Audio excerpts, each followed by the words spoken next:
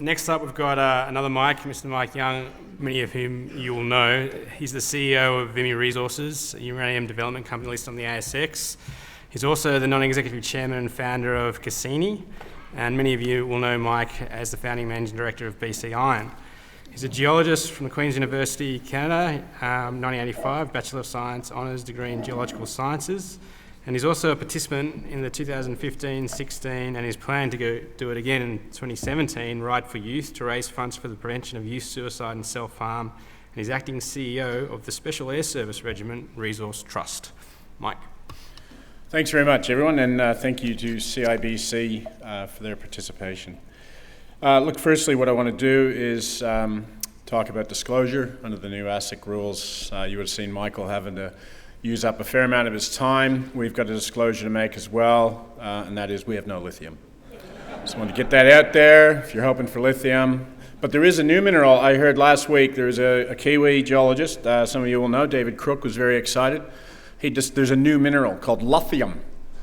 I said, lithium? What's lithium, Dave? Is that Lu? No, he's going, lithium. Lithium, they use it in batteries. Oh, lithium. I was very excited. I was going to get right into it. But we do have one thing, and that's a lot of this. This is yellow cake. This comes from our pilot plant. So this is actually yellow cake that we've produced against the wishes of one of the Labor Party in Western Australia. We're ploughing ahead and producing yellow cake, uranyl peroxide, and we have another 76 million pounds of this that we have up on site, and about 58 million pounds of it is in our current pit designs, and that looks to grow. Look, what I want to talk about is Vimy. We aim to become a reliable uranium producer. That's a very important word, reliable, especially in light of the trip I just did to Europe and talking to various utilities around the world. They are looking for reliable suppliers of uranium. I want to talk about why uranium is so important. It has massive energy density. Right now, the growth in electricity demand is estimated to be about 50% by 2040. And this bit of, we have these at the booth, so come and grab one for the kids. It's a squishy bowl. It's not really uranium oxide fuel, but if that were uranium oxide fuel, that little cube would weigh 3 kilograms. It would supply enough fuel for 150 Australian homes for a year, and it would offset the use of 400 tons of coal. Now, 400 tons of coal would be 1 million of these. It would be a square 6 meters high.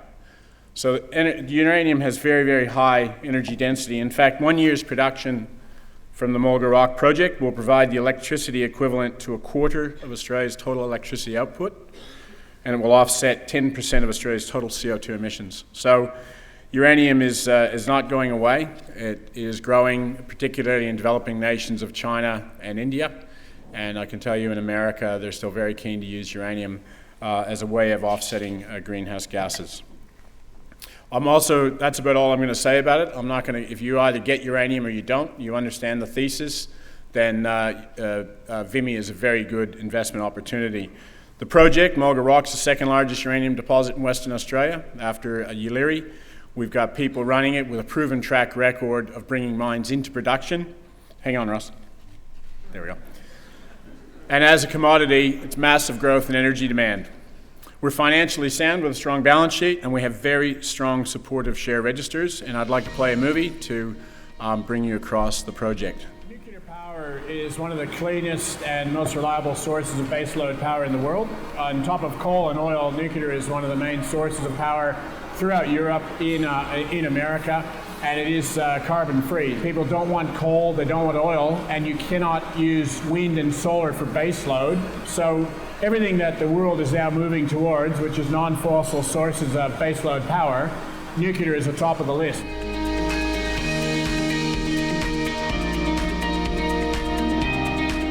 We've got the Mulga Rock uranium deposit. It's the second largest uranium deposit in Western Australia.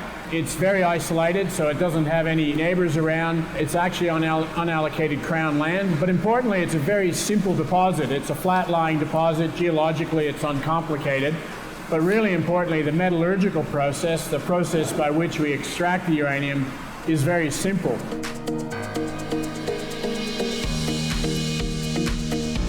Simple geologically, we're basically emulating coal mining techniques. We then take the material and we wash the sand out of it. That's a very simple technique that we're borrowing from sand mining. And then the rest of the processing, we're using some acid leach, we use what's called ion exchange. This is all off-the-shelf stuff. We then produce a uranium concentrate called yellowcake. It's safe to move. It's been done for many, many years from Olympic Dam without any mishaps. And so when you look at it collectively, simple geology, simple metallurgy, simple to market. It's, you know, in a word, simple.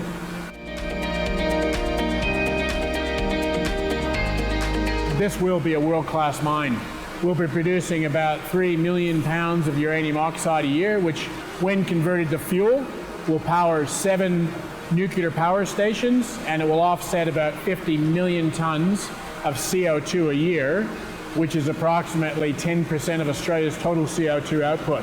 So that's a really significant saver of CO2. It's a significant amount of power, and I think in a global context of where we're heading in the 21st century, it makes this deposit a really significant deposit.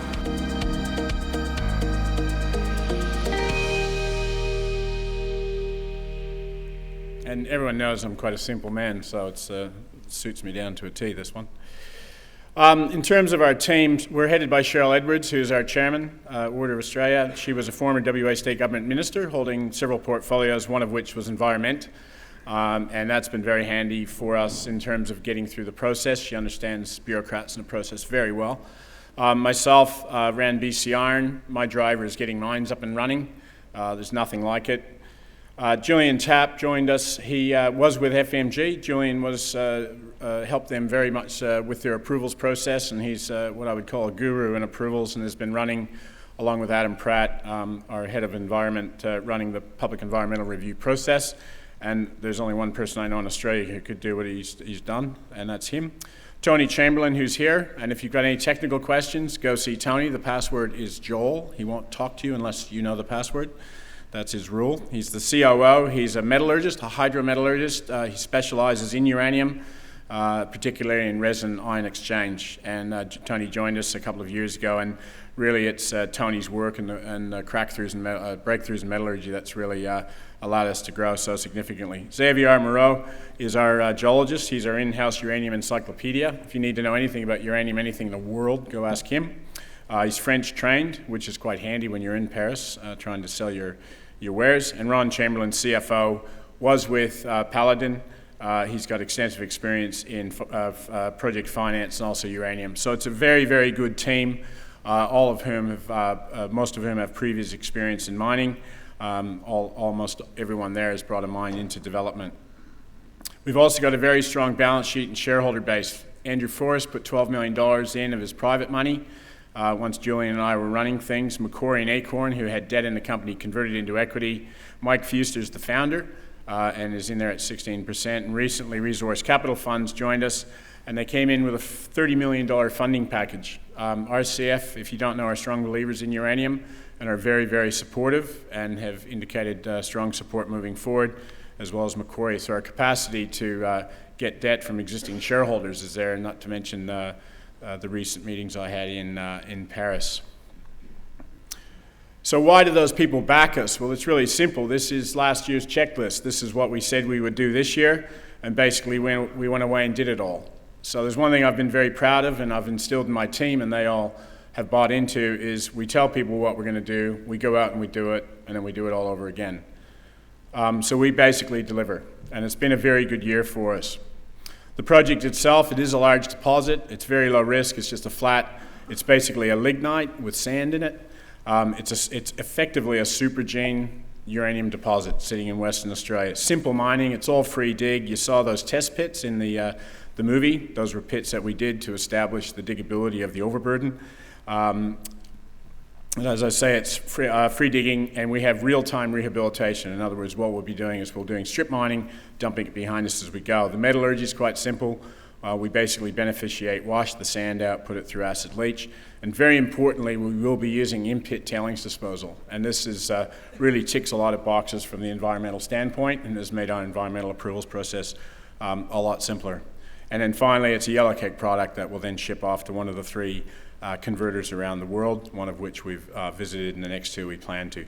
Just a few images. Those are the test pits that we dug earlier this year to grab some bulk sample. That's showing how selective the ore is. That's us peeling off the overburden from the ore. It's a very flat, lying deposit, highly selective mining.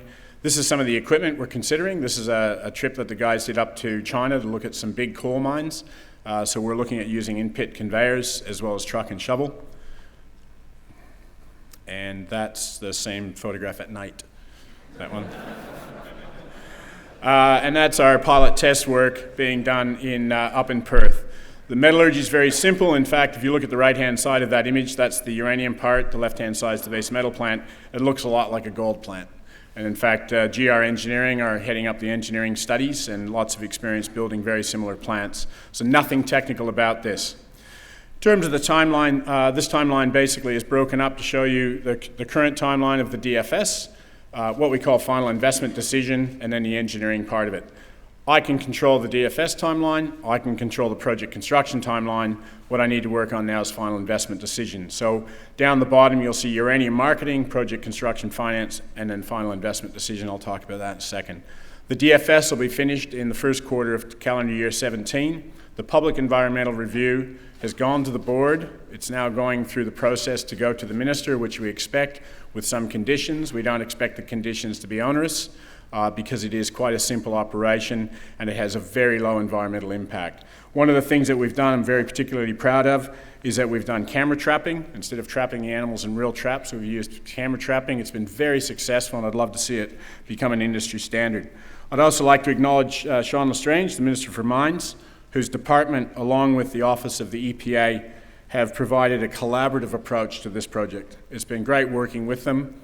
Sean's department, the mines department, have been fantastic, as have been the EPA. They've made it hard for us. They've asked the right questions. We've answered them, and we're moving forward with the approvals. So my job now is to really find offtake and find some finance. There's two options for offtake. One is the USA, Europe, and the Middle East, where you get bankable offtake contracts and the banks come in. The second one is Korea and China, where you have combined EPC, offtake, and finance. Those are the models that they prefer in those countries. And it's nighttime again.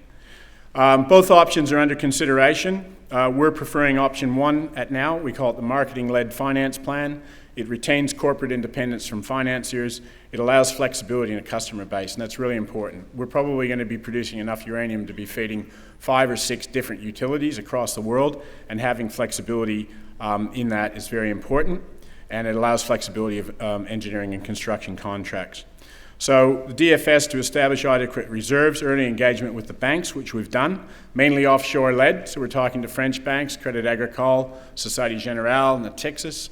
They're very interested in this project, and we're talking to utilities as well. And one of the recurring themes that we're seeing is that there is concern about long-term sustainable supply from Kazakhstan. And the other thing that we're really promoting is that Western Australia is a world-class jurisdiction with world-class environmental laws. And in terms of your social license to operate as a utility in Europe or America, you need to think about your supply chain, and getting your uranium from a world-class jurisdiction like Western Australia is very appealing to these guys. And we have strong backing, as I said, from our existing shareholders to move it forward. That's us at a conversion plant in France when we went and visited the plant with Areva, and I'd hate myself if I didn't put this photo in of me on a bicycle. The benefits to Western Australia, Minister, I hope you're listening, 490 full-time jobs. We'll be paying $15 million a year in royalties, $4 million in payroll tax. This will create jobs in the Kalgoorlie region. We're very connected with Kalgoorlie and hope to really promote Cal as our base of operations. And that's it. We're a big mine. It's an excellent commodity with upside. We have people with a track record and vision to make this happen, and we're on a non-stop development schedule. And I'd like to pay particularly tribute to Tony and his team for the work that they've done and continue to do. Thank you.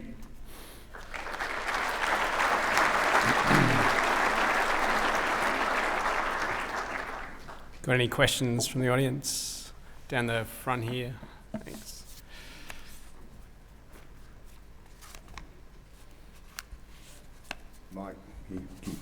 Mike, why are you proposing to export out through Adelaide or a port in South Australia rather than a port in Western Australia? It's a good question, thank you. Adelaide is geared up for uranium because of Olympic Dam, and it's got to do also with the volumes of traffic. So we'll be doing 40 truckloads, 80 containers a year, and so we don't want containers waiting on a dock in say, Esperance or Fremantle for a ship to come by when there's lots of traffic going through Adelaide. Adelaide also have, as I say, they're geared up with security to take uranium concentrate as they do from Olympic Dam. It adds about $1 a pound to the cost because once it's in concentrate form, it's very high density, and so it's not an onerous task to take it the extra distance. Okay, thank you very much.